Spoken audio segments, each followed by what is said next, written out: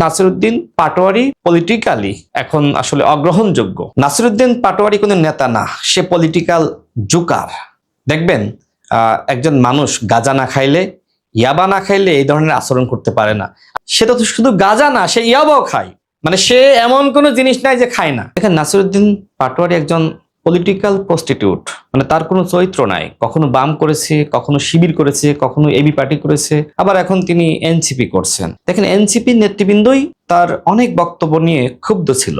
এখন এনসিপি আমি জানি না কেন তাকে ধারণ করছে, এবং জামাত ইসলামকে নিয়েও তিনি নানান সময়ে নানান মন্তব্য করেছেন। জামাত ইসলাম নাকি ভারতের সৃষ্ট একটি দল, এই ধরনের কথাবার্তা বলেছেন। তবে তিনি এখন এনসিপি এবং জামাতের মুখপাত্র হিসেবে বিএনপি বেশিং এর দায়িত্ব নিয়েছেন, এবং এই জন্য হয়তো পিছন থেকে জামাত ইসলাম এবং এনসিপি তাকে পৃষ্ঠপোষকতা করছে। কিন্তু এই নাসিরউদ্দিন পাটোয়ারির রাজনৈতিক ভবিষ্যৎ আছে বলে আমার কাছে মনে হয় না। দেখেন মিডিয়ার সামনে অনেক ফাপড়বাজি করা যায়। তিনি কয়েকদিন আগে বললেন না যে তিনি যদি ওই সময় তার কর্মীদেরকে নামতে বলতেন, সেক্ষেত্রে 1 লাখ কর্মী নাকি জড়ো হয়ে যেত। কোথায় তার কর্মী?